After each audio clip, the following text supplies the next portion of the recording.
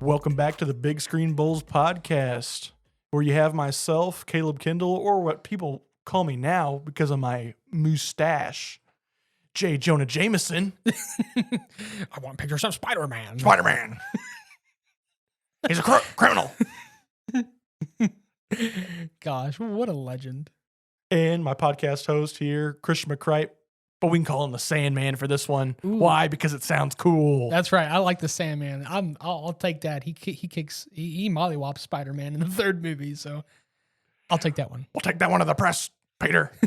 I want you to get me pictures of Spider-Man. I love J. Joji. Okay, you all need to vote on whether he should keep the mustache or not. Yep, we're doing it for a little bit here as well too. That, and I don't know. I think I look pretty sexy. This is the perfect time for this button. Just kidding. Or they can vote on whether you should change your entire name to J. Jonah Jameson.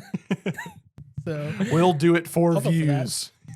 We'll do it for you. I'll change my entire identity for your support if you'll hit that subscribe button. But if you picked up on some of the cues here while we're bantering about stupid stuff, we're going to be talking about Spider-Man. That's right. And what about Spider-Man? We're going to be ranking all 10 Spider-Man films. We are not including Venom or Morbius or anything like that. Like, this is purely like Spider-Man.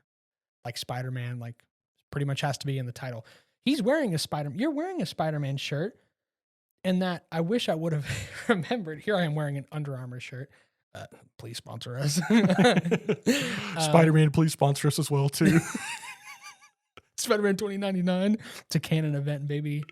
But yeah, we're going to rank all the 10 regular Spider-Man films from worst to best. And this is going to include some of the animated as well too, of Into the Spider-Verse and Across the Spider-Verse. Across the Spider-Verse. Yes. Which, if you haven't seen that or you haven't seen our review on that, go check that out because we just did that not too long ago. Promoting ourselves. Sponsored by ourselves. That's right. We're too good. We need to sponsor ourselves. Or the Daily Bugle. Dude, imagine if someone made that like a real company. Can people make it a real company because it's a comic book thing? Like, is that copyright? I don't know. I'd assume maybe. If someone actually gets spider powers, can they call themselves Spider-Man? Or is that copyright? These are good questions. I'm asking the real questions. Anyways, sorry. We're not here for a long time on this podcast, but we're here for a good time. That's right. And we're going to try to make our thoughts as concise as we possibly can so that you all can enjoy this and digest this, because we know that a lot of our ranking videos can be kind of long. So hopefully we can kind of change that one around with this one. Yep. And again, Spider-Man, you guys know it. You love it. Everybody does. It's like the highest grossing comic book series / movies in history. So, and if you don't like Spider-Man, what are you doing? And get out. That's all I got to say. But anyways. And if you're here for the mustache, stick around too. Mustache. That being said, are you ready to hop right into it, Kindle? Let's get into this. So we're going to start from worst to greatest. And starting off with number 10 here, just to get straight into it, there's only one right answer here. Oh, yeah. You guys all know it. No Way Home. No. It's The Amazing Spider-Man 2. Yep. This movie was so bad of a Spider-Man movie that it was always on satellite TV. Isn't that weird? Yeah, like I feel like it's bad whenever it's being played like freely, like just across, just like satellite or cable. Yep. And if it's different if it's a comedy movie, because I've seen like good comedy movies they'll put on there like every 30 seconds. Like The Elf was running 12 months out of the year. It's a solid comedy, but everyone loves that movie. You put it on blast for 12 months out of the year. You think I want to watch that around Christmas time anymore though? Yeah. No. Yep. Not a chance. But this movie here, an action movie, high grossing movie. What were you doing, guys? It doesn't. It takes away so much of like from Spider-Man's character and tries to incorporate like multiple villains in a way that just doesn't work. Yep. And this is something that, like, I'm going to hesitate to say this, but Spider-Man 3 does this particular thing better than this movie, even though they're both not great movies. First of all, they advertised this movie to have Rhino in it, and he's literally in the movie for probably under 2 minutes total. Yep. Which most of that is the very end, like going into the credits where he's about to hit him in the face with a sewer cap. It seemed to be one of the only interesting things about there that we were actually looking forward to, because every other villain they put into this was just poorly done. So bad. Like, we had the Goblin in this. Yeah, like this weird version of Green Goblin. And we just went ahead and skipped the whole entire idea that it's going to be Henry Oswald's father. Henry Osborn, yeah. Harry Osborn. Harry Osborn. Yes. Okay. Who's Henry Oswald? Henry Oswald, if you're out there, you should have been in this movie. Was that not the Penguin? Oswald is the Penguin. Oswald, okay. It is. That's where I'm getting all mixed up at. So I'm trying to do Spider-Man right now. See, it's so bad you can't even like think about who's supposed to be in the movie because the movie's so bad. But yeah, like, you had him in there. There's not really any showing or any relationship building of Peter Park and him. It just it shoves it into there, like, oh, like Peter Parker and Harry are kind of friends, and you're like, when did they ever show anything with their relationship? And then all of a sudden Harry wants Spider-Man's blood to cure himself, and I'm like, what? I mean, if this is a thing in the comics, please correct me, but that's stupid. Yeah, and it's like, not like, if it's blood that you want, I forget, it might be a significant amount of blood, but at the same time, like, Spider-Man's a pretty good guy. Like, I think he'd donate blood just, Yeah. like, you might just see him just donating blood at a blood drive or something like that, just to support great benefits of the community. I wonder if it's like a Hulk thing where like from the Incredible Hulk movie, whenever his blood got into that person's like brain. Yeah. And like, what if he's like scared of something like that happening, you know? So I get that, but like, that's like a major plot point of the movie. And like, Harry's dad has this illness that's passed down, and it doesn't really explain what it is. Yeah. But they still have Andrew Garfield, who is still a good actor. Like, this is one of those films where like you can have a great cast, but that does not mean your movie is going to succeed. Yeah. And the banter between Andrew Garfield and Gwen Stacy is still really strong in this. Or sorry, Andrew Garfield and Emma Stone as Gwen Stacy is probably the strongest part of the movie. Spoiler alert, she dies at the end, which I think is a highlight of the movie in some way, because it feels abrupt because it's only the second movie, but it also kind of serves his character because he tried to make a promise to her dad not to date her or be around her, but he can't help it, and then she dies. So it's like it's your classic like Peter Parker involving people in his life when he's Spider-Man makes it dangerous. Yep. And I do like that aspect. And it's the whole idea of why he needed to be Spider-Man in the first place, and that's why he can't be a Tony Stark and remove his helmet or remove his mask and say, hey, this is who I am, and just deal with it. Yeah. Not that type of character. Yep. And that's something that every Spider-Man has to deal with. It's like, with great power comes great responsibility. Great responsibilitrans. Yep. Yeah. And there's Electro in this movie. He's the strongest villain of the three, and he's still a very weak villain. I'd say I feel like Jamie Foxx just tries to overpower the role. Yeah, he's like a weird, nerdy guy, which is totally against Jamie Foxx type roles. Yeah. And he gets electrocuted by eels, and they make a point to show a scene where his teeth that have a gap in them, just like mine, the electricity zaps them together. And I'm like, this movie is ridiculous. And it is hard to get through this movie. Yeah. Again, you have bad villains. You have bad even graphics. Like, I'm trying to remember back into this. Honestly, be honest with everybody, I haven't watched this movie in a while. Honestly, because I didn't have anything to look forward to watch it. I have not seen this for a long time.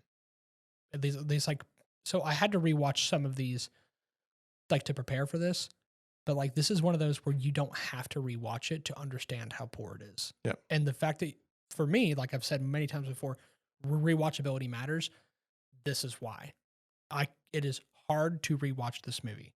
So, my concluding thoughts: this movie is dog. That's what it is. He said baseball, but we all know what he said. Baseball. Okay, you said we weren't going to ramble, so let's just keep it at 10. You guys all know it deserves to be there. Let's get into our number 9. We're probably going to start deviating from there. All right.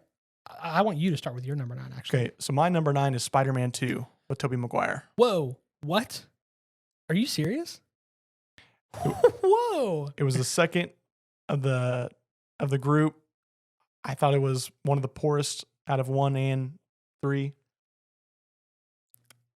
All right. You're all hearing this, right? You're hearing the same thing I'm hearing. Whoa, I've never heard somebody have it this low. Yeah, there's some cheesy scene. And again, there's a lot of good Spider-Man movies out there as well, too. That's fascinating. So don't think that this needs to be compared to 10 in any way, shape, or form. But there's a lot of cheesiness in this movie. Remember with the train scene? Stops that train. Mm-hmm. Yeah. Mask ripped off, everything else. Everybody's passing Spider-Man along. Like, you didn't like that? No, I didn't like that. Why didn't you like that? His mask is all ripped off. It's like, oh, look, let's see who this guy is. It's Facebook or MySpace and whatever they had back in the day. Oh, look, it's Peter Parker. Okay, let's just keep passing him around. Like, interesting. Like nothing ever happened here. Like we have the mecha superhuman that we're just passed around here like nobody's business now. And I don't know, cheesy. So cheesy I could shoot it out of a can at the end of the day. That's kind of funny. I thought the villain was good though. Yeah, I thought Doc Ock was good. I like the idea, kind of the point that was made. Ending of it seemed weird as well too. Just like, oh, the water will distinguish the sun, the energy that's from the sun, even though the sun should be too hot. It should keep pulling through things anyway. But you're not supposed to think about it too hard. It's an Ooga Booga effect. Ooga Booga only gets me so far, ladies and gentlemen. Because I want Spider-Man. Because I want Spider-Man. All right. Again, I really don't want to ramble too much into it, but it was good. It was solid, but compared to number 1 and number 3, I don't think the villains were all there. Interesting. That is interesting. All right. Well, I guess I'll go ahead and get him to my number 9, which is going to be Spider-Man Far From Home. Now, if any of you watched the video that we made about ranking the Spider-Men, you'll know that, at least for me personally, Tom Holland is not my favorite Spider-Man. He's a really good Spider-Man. I've had to go in a couple debates in person with a few people about why. And this movie is what I would say is a good representation of an over-reliance on the setting of the MCU. Because when all your villains, everything around you is based off of Tony Stark and not your main character, that bugs me. And Jake Gyllenhaal does a good job as Mysterio. Don't get me wrong. Like, he's a great actor and he acts his butt off in this movie. Yeah. He's a great actor, but the character's written bad. The character's written not super great. And there's a lot of exposition. Spider-Man is in like this, like he's trying to, like he's on this field trip, so he wants to kind of push aside the Spider-Man stuff for a while. The elementals come out, he has to kind of help deal with them, but Mysterio comes in, saves the day. So I do like how it kind of has this twist. I mean, obviously the audience sees it coming because we know that Mysterio is a villain. So the twist is cool. And I like how they make all of the illusions come from like drones that can like do like holograms. That's pretty cool. But there's a lot of physics that go with that don't make sense when like buildings get crushed or things fall over. I'm like, how are the drones doing that? Like that doesn't make sense to me. Because then like after all the aftermath is done, that stuff is still destroyed. It doesn't fade away back into a non-hologram. So I don't know. It's shown on there. They actually have weaponry. Yeah, they have guns. Yeah. Which is one thing, but like I don't know. There are still some things like whenever they have stuff with like water and magma, and things have water damage and magma damage, and when like how is that working? Whenever you get like a water elemental that slaps Spider-Man, and he's wet with water, like do the drones have like a force field bubble that gets wet and keeps the water? I don't know. See, I just don't know, and it makes no sense to me. But the point is, it's another thing like Spider-Man once again has to deal with the fact that Tony Stark is no longer there, and how it's interesting to see the repercussions of things like Infinity War and Endgame, because they talk about the blip and things like that. But at the end of the day, I think it's kind of a sloppy movie, and one that I tend to forget about wanting to rewatch. I would rewatch Homecoming and No Way Home 10 times before I would rewatch this movie once. And that's honestly how I feel about it. Yeah. So whenever I'm thinking about watching the Tom Holland trilogy in a marathon or something, it feels strange, because it feels like, oh, you're off to a good start, and all of a sudden halfway through the race you're exhausted and you want to throw up, and then all of a sudden you're close to the finish line. Awesome. So it's a roller coaster for me, and it's not a good kind of roller coaster. So that's my thoughts. That's my number 9. What's your number 8, Kendall? Gotcha. Number 8 for me is going to be Amazing Spider-Man 1. Okay. Fair. Again, Amazing Spider-Mans were the poorest of the franchise in total. I did like this one a tad bit more just because I always just love the build-up story of Peter Parker and a lot of things. So get to see his build-up story version of it. Get to see how he gets to find out how web shooters work. I thought that was a neat concept. It goes back to the comics at that point compared to just magically coming out of his wrists. Thought that was a neat process he had to overcome. I thought the villain was really well done. The lizard. The lizard. A scientist lost an arm, just like, I want to figure out how to recreate humans where we can regenerate organs or limbs, just like animals do as well too. So it's not really a bad guy, but at the same time, the power that it gives him turns him into kind of a bad guy. A bad guy. So I it's did a like simple premise for a villain. Yep, and it's effective. Yep, I thought it was real well scientist type. I thought it was more well done than Jamie Foxx as a smart type. Yeah, that needed to fix something in his life that he had. And which is interesting because in No Way Home, Jamie Foxx's Electro gets way more of a spotlight and is fixed in a lot of ways, and the lizard is really pushed off to the side. Yep. And so that part is a little disappointing, because I actually do like the lizard. He's not one of my favorite Spider-Man villains, but he's up there. I really enjoy him in like the animated series and whatnot. So. Yeah, and I think that's possibly a piece that got me as well too, is I really liked him in video games and the animated series and all that as well too, where it's just a cool concept to fight. Like the fight scenes were so cool in this as well too, because it's Spider-Man trying to fight a enemy that's obviously superior to him in a lot of ways, physically wise. Right. Faster, works better in water. Yeah.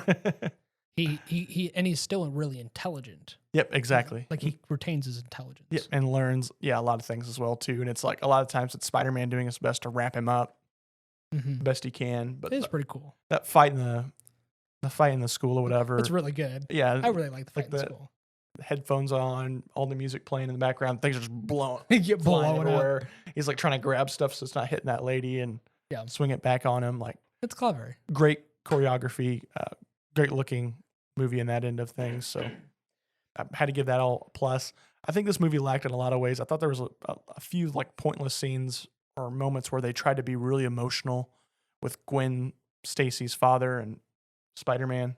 Yeah, and it doesn't quite work. Yeah, like only thing that worked was at the very end when he's like, "Oh, I got to help Spider-Man out because he's actually the good guy in the end of the day," and he's stay away from my daughter.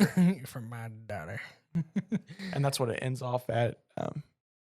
But other than that, I just felt like it was kind of a nuisance. I thought it was really weird too. It's like helicopters or crane pilots. Let's go ahead and pull all this up and make a clear shot for him to get to the building. Like, I don't know. I just thought that was like goofy. Like everybody go back to work right now. It just- Crane operators, Spider-Man needs you.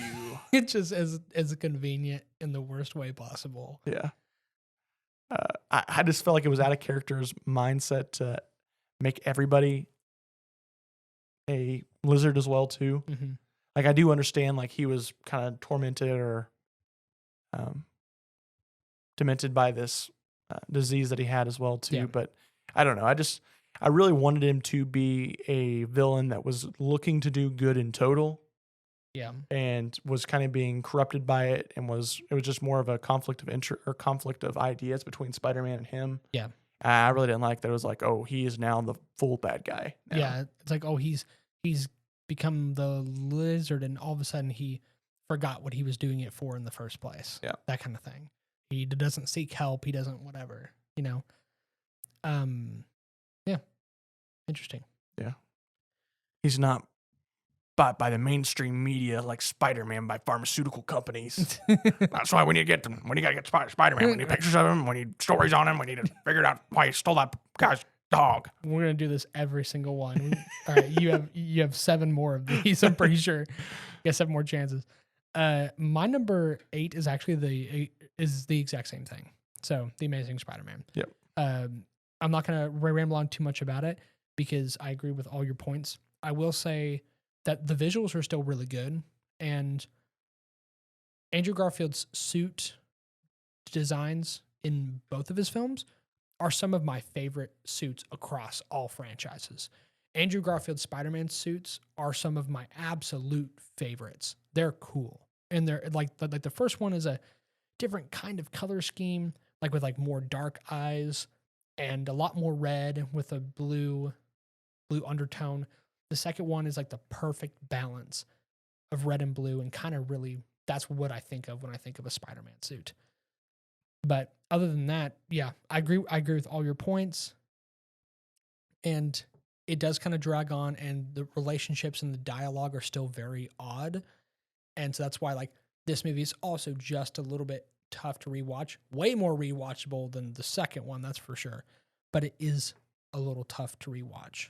So, you know, if it's still a good time, it still has stuff in there that is enjoyable, but because in Andrew Garfield is Spider-Man, he spends part of it being on like this revenge plot, which is really odd. Like he's kind of a punk. And I've said this in the ranking of the Marvel movies, I'm pretty sure. Whenever we got to the Spider-Man stuff for the MCU, I was talking about Andrew Garfield for some reason. I heard somebody once say Andrew Garfield is way too hot to be Spider-Man. And that's as best as I can phrase it.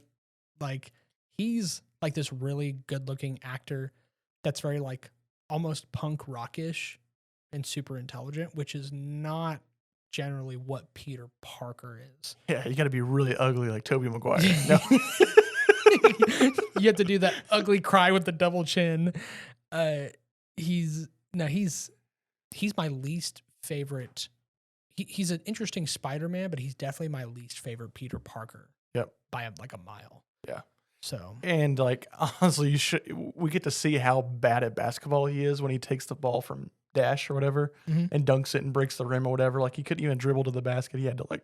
Yeah, he had to like Superman jump over. Weird yeah, shuffle. He did this, cradling type cradling. Deal. Like, I don't know. I just like brought it over. Yeah. That, and this was the poorest Dash as well, Yeah. too, we've ever seen in a Spider-Man movie. Oh, yeah. Or Flash. Flash Thompson. Sorry, Flash Thompson. Sorry. Dash, Flash. Flash Thompson and Dash from The Incredibles. It's basically the same person. Yeah, he's blonde like that. Yeah, he's blonde like that. But yeah, he dunks that basketball. Still can't find that move in 2K. I want it. He dunked from the 3-point line. Unathletic jog to jump over a building to dunk the ball to break the rim. Yeah. But anyways, what's your number 7? Number 7, I'm actually going to have Spider-Man Far From Home. Ah, interesting. Into here. So I actually had a really, really close with another one that's out on this list as well, too. But yeah, Spider-Man Far From Home's on here.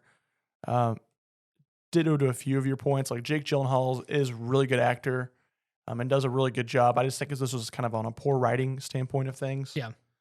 Where things dragged for a weirder period of time. I didn't really think we needed to hit on the whole glasses things as much as it did. Like, I do understand this had to be a transition movie, and it had to explain, and that's the hard part of what they try to do here with the MCU is there's a lot of storytelling, and the storytelling can't always be the climax. Yeah. And that's what happened here. I do like these movies, though. What I do just like about all of the Tom Holland films is we really get to feel you get to feel like the life of Peter Parker. Yeah. More than you get to see in other ones. Other ones, I feel like they're really stressing on, oh, Spider-Man's so hard and stressful because they're going to go for my loved ones, compared to, hey, I can't have a normal life. I can't just go and pick up some sodas whenever I want to. I can't go on a class field trip. I can't really use my knowledge. And that's what I think Into the Spider-Verse with Miles Morales and Tom Holland does really, really well. It's like, it's not about like life and death all the time. Sometimes it's just about enjoying life. Yeah. And they're not enjoying life in the situations they're in right now. Yeah.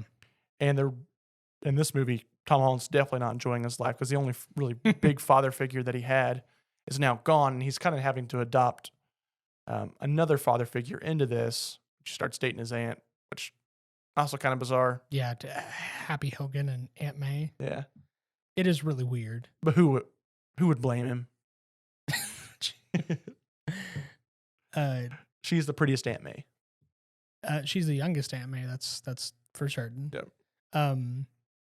And it is weird because like they make this whole plot line with him trying to basically hook up with her, and it's brought back in No Way Home a little bit. Like there's like an awkwardness between them, and it's really cringy. And I'm like, just get past. Yeah, just Please like get you past that. failed. Let's get past it. Don't. It got so bad they had to basically kill her off, and it was so cringe that one of them had to die. yeah, like all right. Happy Aunt May. Oh, let's go Aunt May. That's right. It'll affect the story somehow. Happy you're the most liked character in the franchise. Yeah, that's a good point.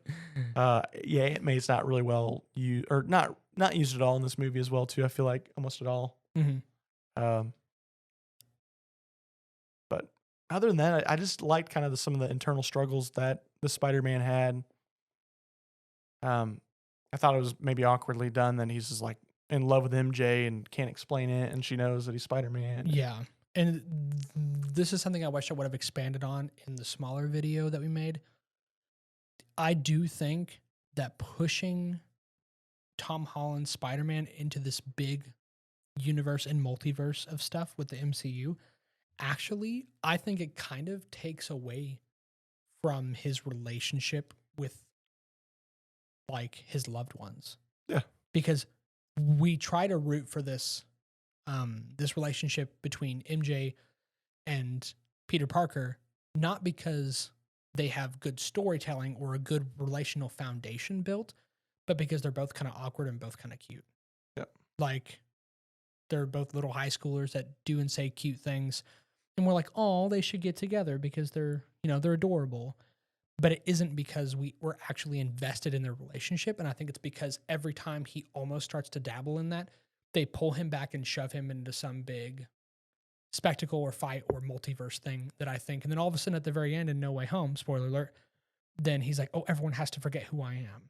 And we feel for him because MJ and Ned have to forget him.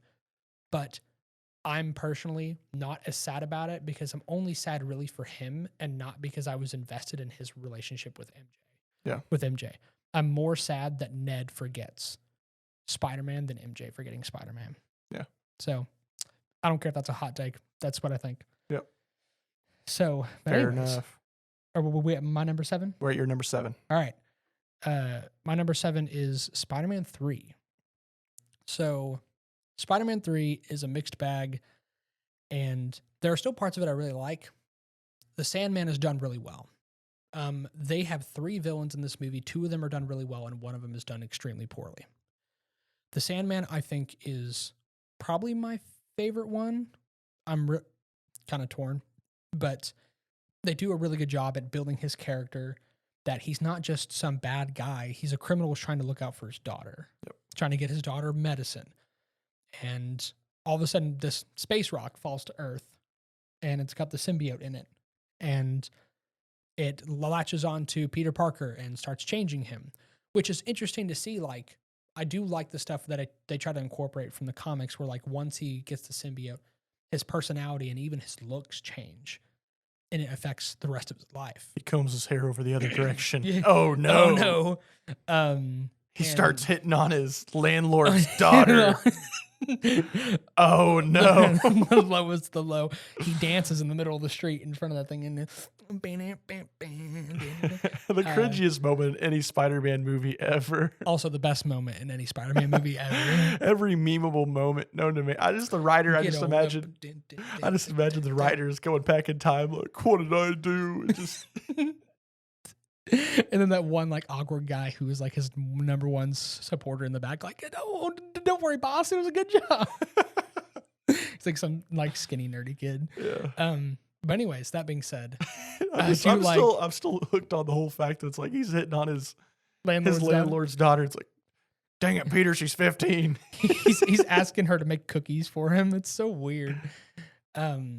But anyways, and it's so weird. I don't know, this weird sexual tension on it every time too. Make sure to put the nuts in it.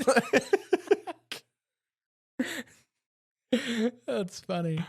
I didn't know what to feel when I was a little kid watching that. I didn't think anything of it. I didn't care. I was like, I want to see them start to fight people. But so Topher Grace is in this movie as Eddie Brock, and he is by far the weakest part of this movie and the most frustrating, because Venom is one of the best Marvel characters ever, and they ruined him in this movie. When I was a kid, I was like, this is awesome. We get Venom. And then I get older and I'm like, this character sucks, and it makes me mad. And I don't like that. I thought it was okay in some ways, because I feel like Venom was looking like, I think, isn't it stated that Venom feeds on weakness? Sort of. Okay, I thought that was kind of an idea, at least at some point. So I thought it was kind of neat in a way. But how I would have written it differently is, I think it should have went for him. Mm-hmm. I think that was even how it was written as well too. Is that the symbiote attaches to Peter Parker nemesis in the comics? Yeah. Yeah. Yeah. I would have stated that Venom spits him back out.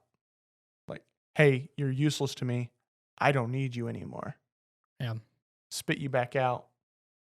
I'm going to go for the real prize, the real host that's worth anything. Yeah. Peter Parker. And then it's like even a lower standpoint at that. Interesting. But rewrites. Not for me to decide. Yeah.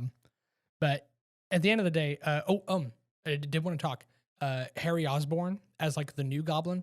I actually really like that. I really like that too. Like there's some scenes where he's like talking with MJ and you think everything's all good, and all of a sudden he flips a switch and he's like super bad. And it really it adds the tension because you're invested in Peter / Toby's relationship with Harry, as well as his relationship with MJ up to this point that's been built up from the first movie. So you're invested in both of these characters. And then finally near the end of the movie, when Harry accepts and hears that his dad inadvertently kind of killed himself, then and chose not to blame Spider-Man, he went to his aid. And that's such a satisfying thing. Yeah. And I showed that clip in the video I made, and I'm like, it's nice because the villains that they make, except for Venom, you feel for them. You're empathetic for them, which is super important. You don't have to agree with what they're doing. Yeah. But you're empathetic because Harry's dad died and he blames Spider-Man. He has no answers. And then Sandman's just looking out for his daughter. Sure, he shouldn't do criminal acts to help her, but he does, and you understand why he does that. But anyways, you stole my girl. Peter Parker. But anyways, it's a mixed. Yeah, Gwen Stacy's in this movie. It's pretty much worthless. But yeah, it's a mixed bag. So that's my number 7. I hate to. That's why I was kind of talking a lot through it. Is Spider-Man 3 is also on my number 6 list here. Okay. So again, kudos to that. But man, nothing was cooler than Spider-Man when he's first infected by the symbiote. Mm-hmm. When he's actually Spider-Man, not Peter Parker. Like the Peter Parker stuff was borderline cringy, if not You got to take him to jail for hitting on the landlord's sister like that, or Get him out of landlord's daughter. there. Sorry, but FBI slams the door. but yeah, when he's Spider-Man though, and you get to really see a different side of him, you really get to see the symbiote affect him, and he's like, I'm a stronger version of where I was. I'm better. I'm stronger. Yeah, like he's a lot better and stronger of a Spider-Man. You see it while he's just swinging around. It's like, He's wow, like I feel like I just went Super Saiyan. Like I feel like Piccolo after he absorbed that Namekian on Namek. It's basically steroids is what it is. It's like super. He's on spider steroids. All right, let's not lie he's here. on those spideroids, baby. They tested him. He would not be fighting in the UFC. Hashtag spideroids in the comments. Spideroids. Spideroids mustache. Anything else we throw in there? No, that's pretty Okay, good. that's fair enough. I want But, pictures of Spider-Man. But when he's fighting the Sandman, though, after he figures out that the Sandman was actually the one that killed his uncle. Brutal. Oh man, and this is what this one does the best too. It actually shows that Uncle Ben was a person compared to just skipping over him. Like Uncle Ben has less exposure in all the Spider-Man franchise. Until now, it's gonna be like, who the heck's Uncle Ben? Yeah. Oh, I don't like that type of rice. Yeah. Like, I'm glad that Uncle Ben is actually like an important person in all three of his films. Yeah. So, Yeah, I think that's good. But the moment where he's just like sitting there, he's figured out the Sandman's weakness is water. Yeah. And he's like pulling this drainage pipe up, and he's like, well, who was he to you? Everything. Yeah. And which was super, super cool, super emotional. And when it, like right before they get down there, they're like in between two trains, and he's like shoving his face against the train, and like the sand is like, he's like shaving it down. Sorry, I just hit the mic. And then like Sandman hits him into the train. He bounces off, hits the other train, and Spider-Man twirls around and smacks him back in the face. Yeah. The fight in all three of these Sam Raimi films, which were what, pre-2010? Yeah. The choreography and the fight scenes hold up really well. Yeah. Like they're actually really good. Yeah, there's some CGI in there that's a little noticeable because it's a little bit outdated, but it's choreographed super well. Yep. I think it was too. And I like to see you saw a different style of fighting too. You saw more of an aggressive fighting style. It is cool. Just because like he now has more of that confidence, more of that power to say that, hey, if I had to stop that train now, I'd be carrying those people out of there. Right. Like, yeah. And he's got the black webs too. And I think that's kind of neat. Yeah. Like, yeah. Super cool. Yeah. But that's what I'm going to get at. Again, too much cheese. Too much cheese. Too much little stuff with, again, I agree with you on that character swap of things. I did like him in some ways. I thought he was good at the beginning of it, but I think he stayed around too long when you had Sandman and Harry on the line too long. And I also really hated the interactions with MJ. Like, I can't be with you because you're Spider-Man and you saved the world too much. Like, I don't think your mental health matters at all, even though you're the most iconic symbol in the whole entire city. In the city. That's funny. Yeah, that's a good point. Worse written MJ. It's hit and miss. So in some regards, I think it's still better than the Tom Holland one, just because MJ gets more screen time and she's more involved in plot points. I think it just, as a character, I think it's written better in the first Spider-Man, as just like a personality wise, but writing as in the storyline of things, worse. When it comes to all the love interests in all these movies, Gwen Stacy's Spider-Woman in Into the Spider-Verse and Gwen Stacy from The Amazing Spider-Man are the two best ones, I think, in my opinion, out of the entire franchise. So there's my hot take. Christian has a thing for blondes. Okay, we said it. Going on to number 6. I'm being really goofy on this podcast. Oh, we're having fun. It's a good thing. The mustache did it to me. Going on to number 6, I'm going to go Across the Spider-Verse. So from like this point on, all these movies are really good. Yep. Like really good. And that's the thing about Spider-Man. It's not kind of a build-up. It's like out of the 10 movies, 6 of these are really good movies. And like 2 of them are and the last 2 are blah. And anyways, Across the Spider-Verse, please check out our full videos, thoughts on that. But shortened up, it is visually impressive, but I would call this movie overwhelming. It's very overwhelming. There's a lot of stuff that happens. It has a cliffhanger. The cliffhanger kind of it definitely gets me to want to see more. But I feel like my review of it is sort of incomplete because it kind of just cuts off at a huge point.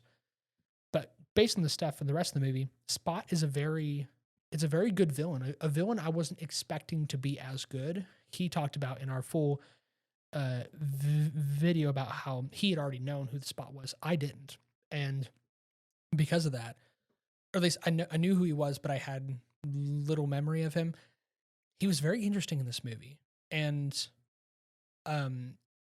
I like how they progress Miles as a character. They progress Gwen Stacy as a character as well, and how she's tackling her personal family stuff, which I think was very good. I think it does take a little bit of time away from Miles, but it doesn't offend me in that way because it does actually add to the story, to her story, which I think is important. But this movie, the best way I can phrase it is a lot happens. Spider-Man 2099 is the main antagonist-ish, besides Spot, is pretty cool. But I'm excited to see more come out of it. It builds up Miles' character. He kind of has some more interactions with his family. And they showcase a lot of cool cameos. But this movie pumps out cameos left and right. And does a lot of things that are based on nostalgia. And some of those things it doesn't particularly do well. But other elements, it flies, it soars, it does great things. So that's why, like, whenever we gave these movies a rating, you gave it an 8.8, I gave it an 8.7. Yep. So this is still a really good movie. The highs are really high, but then there's those couple of things that really bog it down for me. So those are my overall thoughts on Across the Spider-Verse. It's my number 6. Number 5 for me. Number 5 for you. Across the Spider-Verse. There we go. And so we're pretty close on... Yeah, we're like really...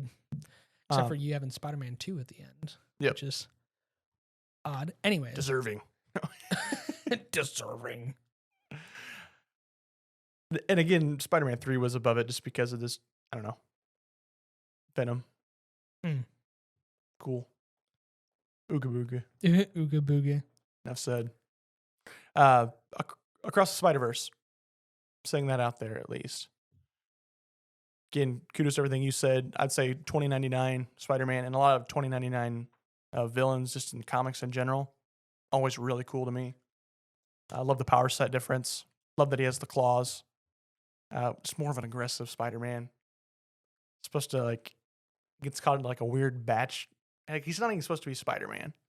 Like, he's meant to be like a wolf man or a vampire man, but something weird. But he becomes Spider-Man. And that's what we need. We need Spider-Man. We need more Spider-Man.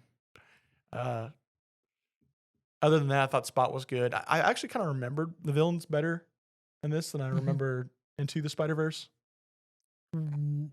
Like the Kingpin and female Doc Ock? Yep. I feel like Prowler. Prowler, yeah.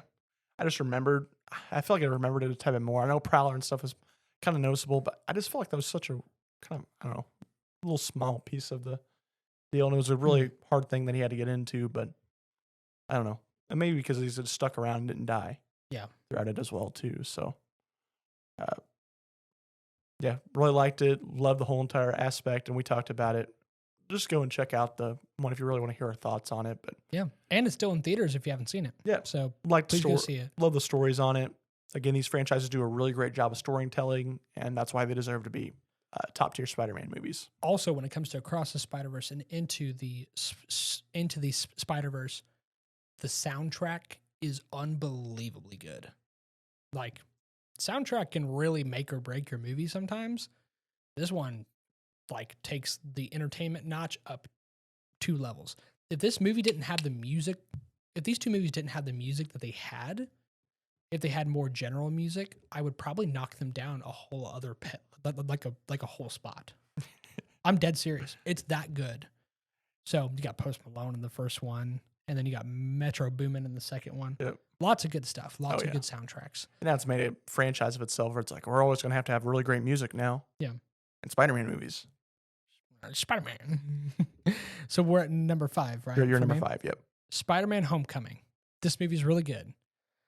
Tom Holland is a really good starting entry as Spider-Man. I still think there's too much over-reliance on the MCU setting. I wish it would build more of his personal, friendly neighborhood Spider-Man type of vibe with it instead of just focusing a lot on Tony Stark. But I understand it's a part of the MCU. It's part of the connected universe. You got to connect it somehow. Tony Stark brought Spider-Man into Civil War. And in my personal opinion, I don't think Spider-Man should have been in Civil War. Hot take right there. Yeah. But I think that he should have had his own movie first and then met up with him later. But I still think that they do a good job. And this has one of the best villains in the entire MCU with the Vulture. Michael Keaton's Vulture is awesome. He's intimidating. Beautiful. Yeah. He's just a guy. He's just a guy that's looking out for his family, kind of like a Sandman-ish type person, but done better, done even better. Yep. And his suit is super cool. Like, I'm glad he's not some sort of like weird fleshy Vulture hybrid thing. He's a guy using like a wingsuit. I think that's super clever. I'm always okay with like reinventing these sort of things.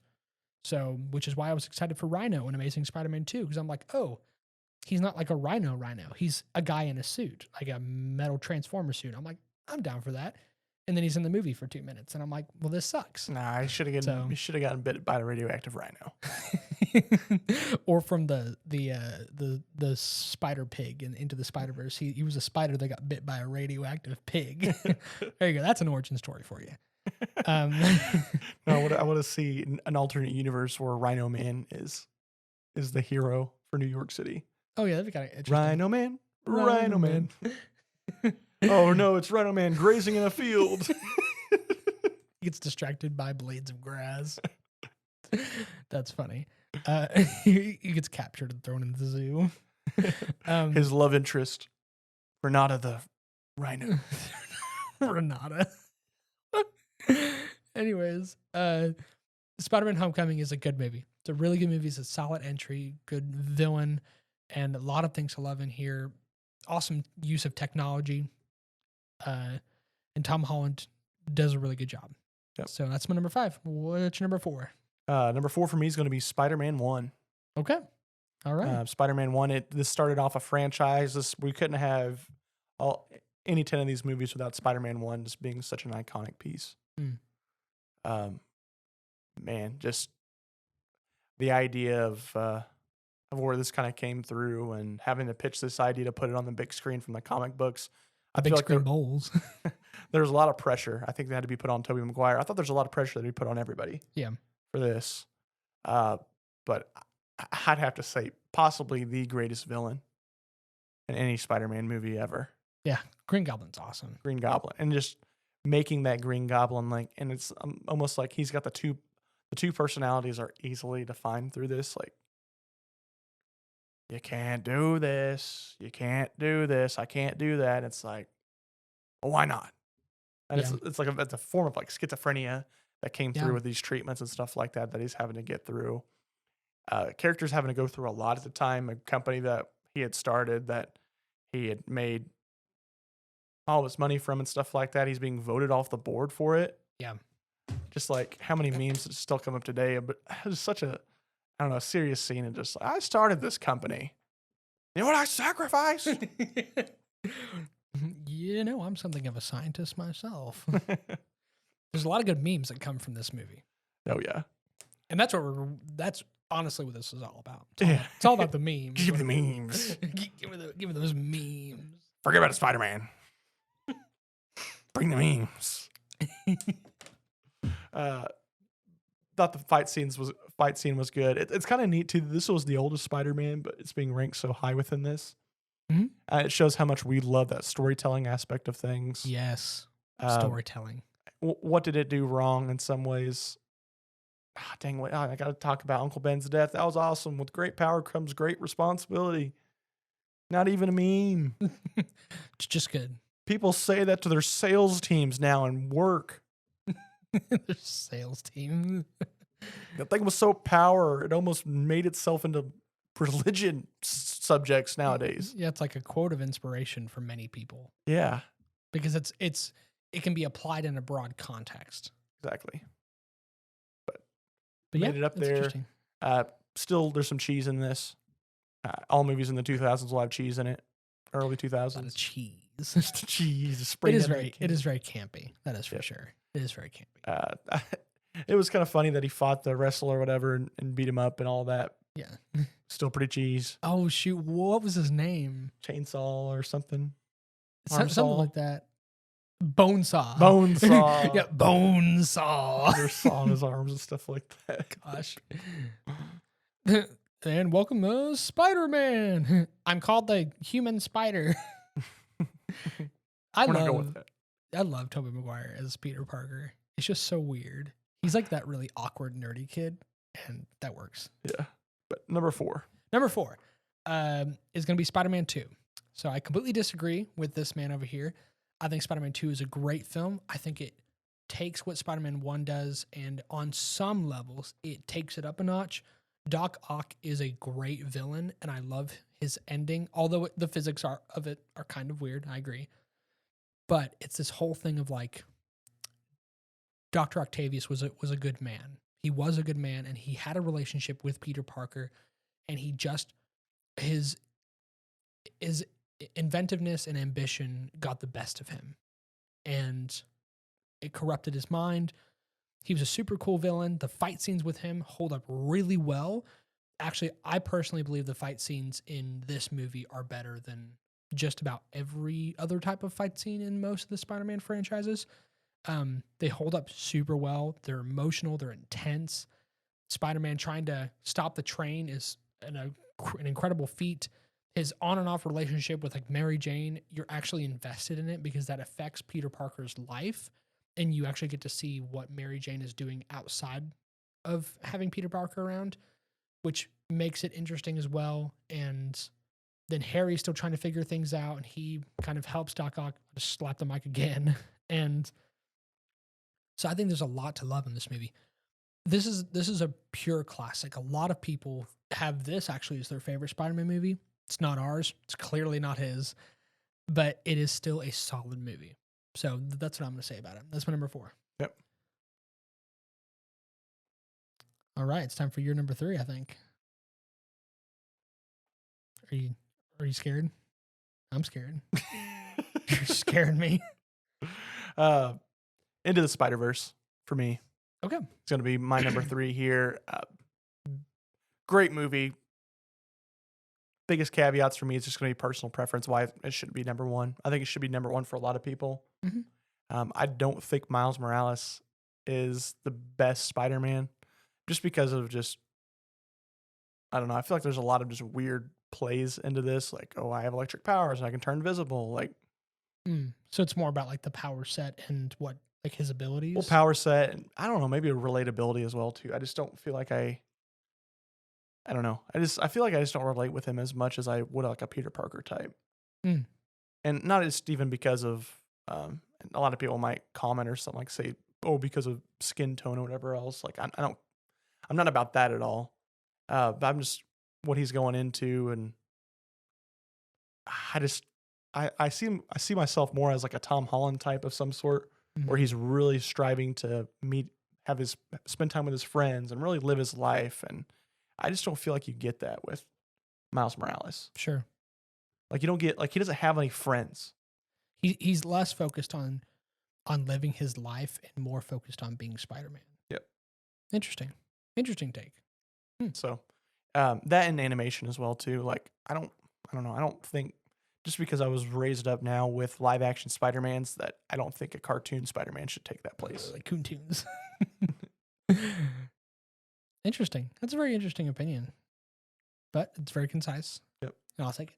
Yeah, and it's a good movie. Again, what can I say? I can sit here and just split this movie up and just talk about how much I love it and all that. But Why do I need to do that when that's the reason why it can't be number one for me? Yeah, that's fair.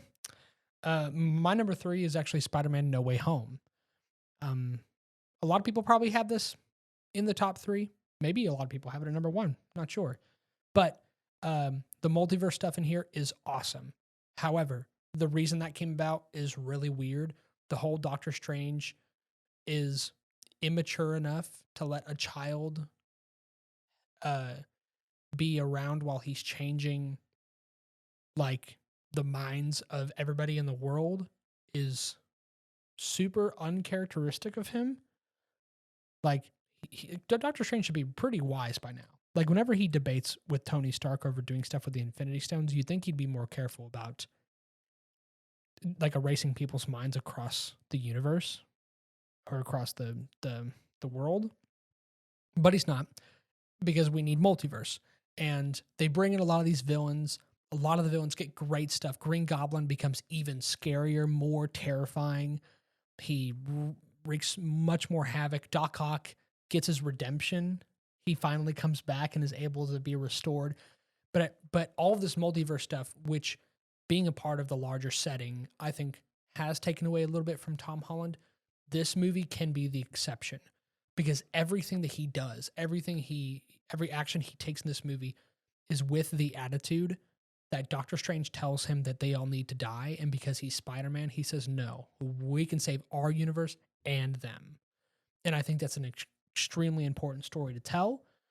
And I think it's good for his character. And it's good that when he's matched up with Toby and Andrew and their interactions are fantastic, seeing them all be in support of him, of like, yeah, this is what we do.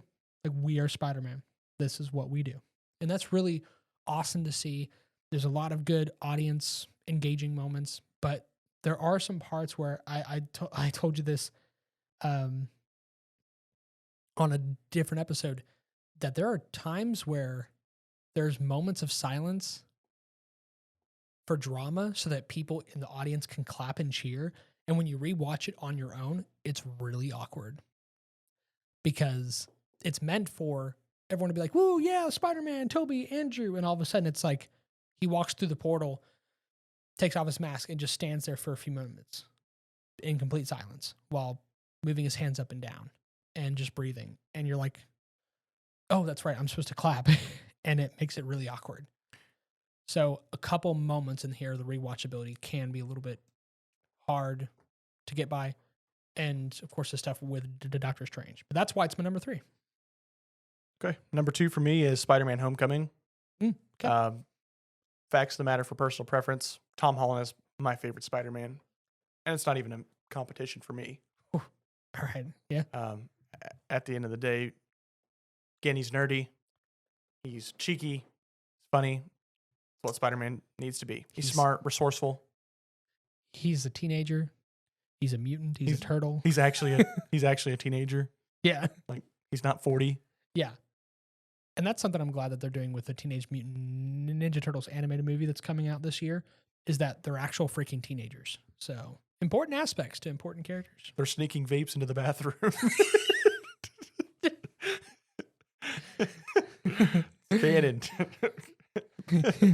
Put it out there. Mikey, what are you doing in there? Cowabunga, dude. Hey, I found a credit card on the side of the road so I can buy V-Bucks with it. That's good. That's really good. Back to my comment, though. Anyways. Kudos what you said on the Vulture. Thought that was neat. I thought it was neat just to get a deep dive into his life. And again, he's trying to be a popular, a cool kid. Invite him to a cool party, and he gets to finally go to it. He has a love interest in it. Turns out the love interest is the daughter of the Vulture. The Vulture, which is actually a good twist. Actually, I didn't see that coming. Yeah, it was a really neat twist. I really did like that a lot. And you get to have that tense moment with the Vulture. It's like, hey, here's my firearm right here. Here's my gun. I'm gonna do what any good old American does in this situation. Get my gun. But Tom Holland's sitting in the back and he pulls the gun up, and it's like, even though you know Tom Holland's a superhero, Tom Holland's Peter and the audience feels the tension from the moment, because you actually do feel like his life is in danger. Yep. And it's like, am I gonna kill my date's dad, or I'm gonna fight my date's dad. And Yeah. again, he does get to understand like this is what it's about. Like this is Personal stakes.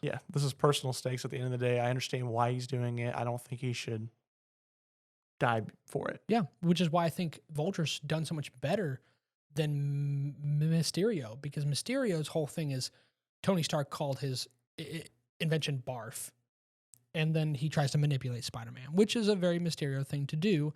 But the Vulture's different because the Vulture and Peter Parker, like the Vulture's dislike of Peter Parker comes from specifically their interactions and not Tony Stark, because Tony Stark is the reason why he became the Vulture, but not the reason why he goes after Spider-Man. Yep. Because Spider-Man and him just cross paths, and then all of a sudden it sparks this conflict. Yeah, and it's like that's better. And it's not like conflict. It's just bad business. Yeah. Like, hey, you are just bad. Like he even says that in the movie several times. Like, nothing against you, kid. It's just good business. You are bad for my business. Yeah. Because you're ruining the life that I'm trying to build for my family. Yep.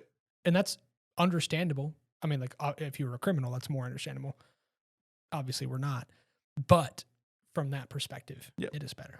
And I do like how careless he is in some ways. And Tony Stark has to come in and kind of correct that. Yeah.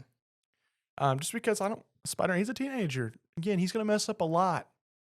That's what's kind of cool about his character side is that he isn't a calculated adult that spent years and years and years and years of his life perfecting all of this. Yeah. He's not Superman that's like, I need to punch this hard because I could easily destroy this villain, but I don't want to knock him through that building and kill a couple hundred people. Yeah.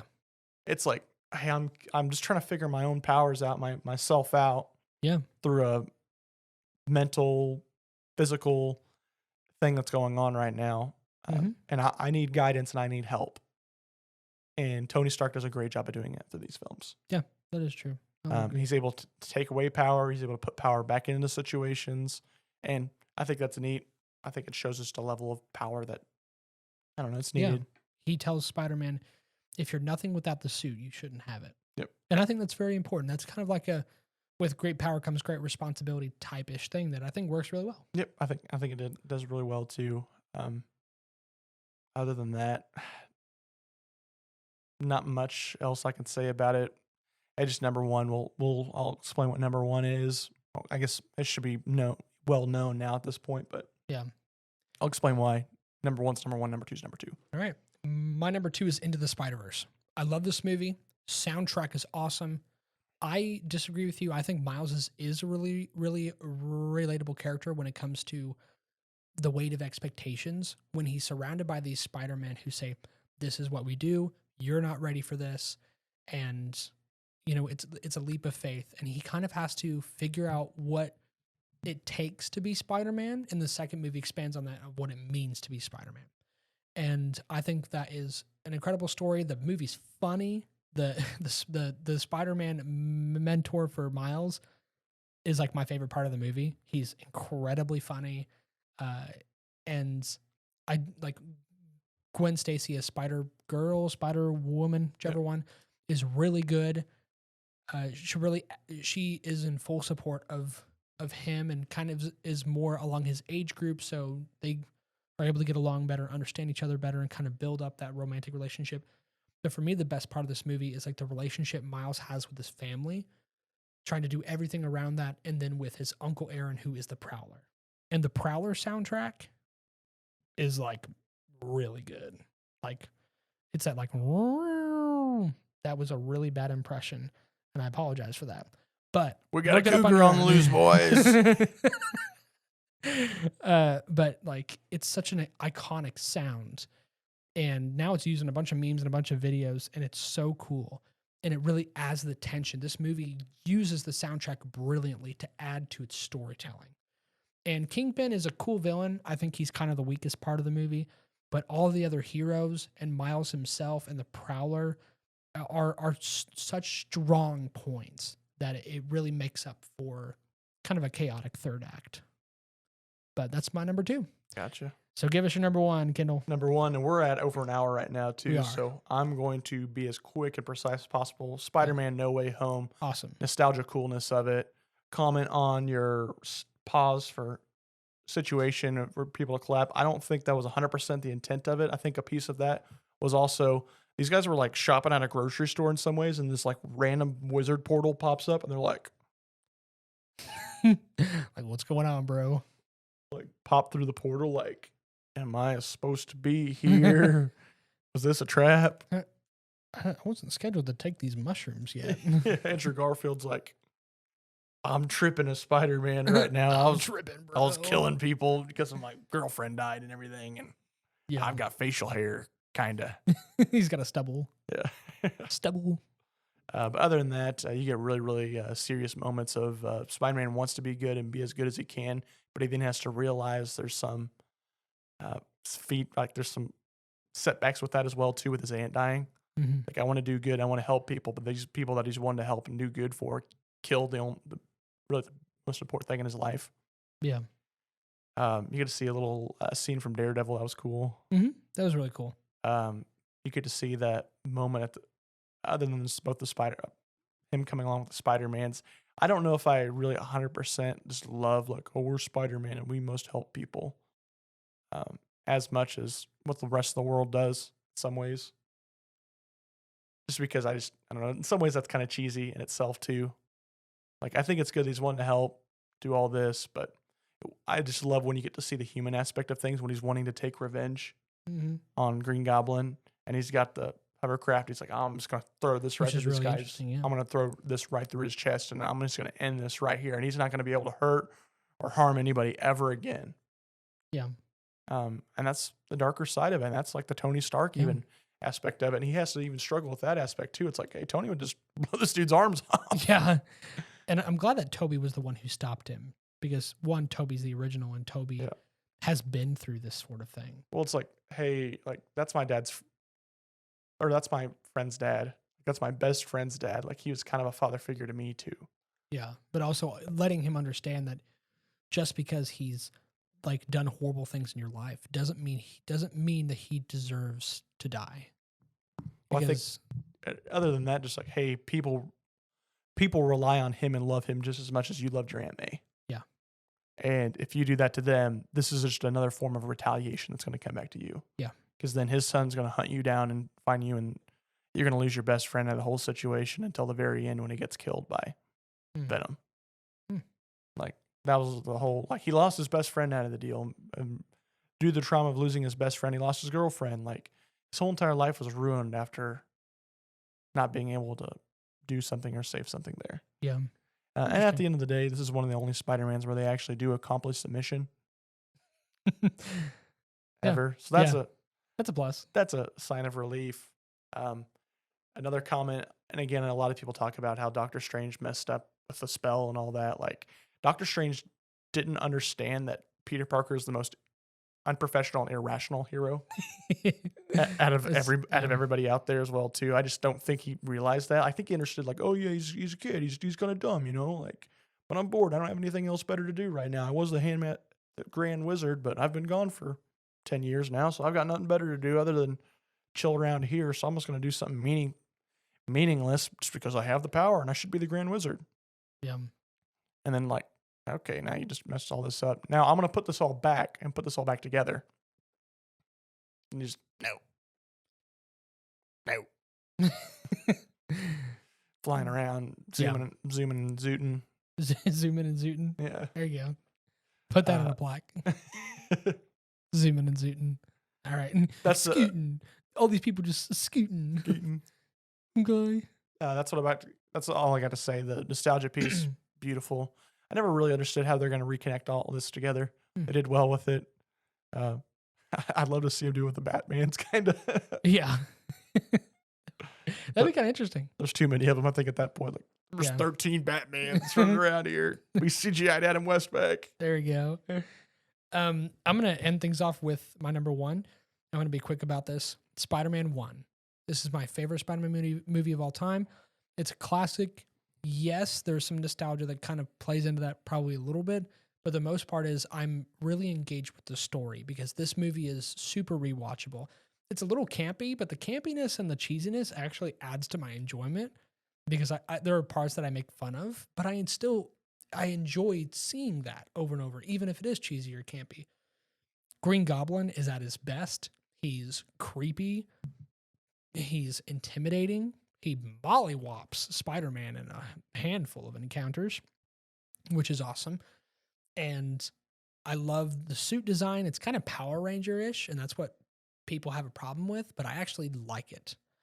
And because it gives him like I said, I'm okay with them reinventing and redesigning looks for villains as long as it services, like as long as it doesn't, like, as long as it's not distracting or getting in the way of the story or anything like that.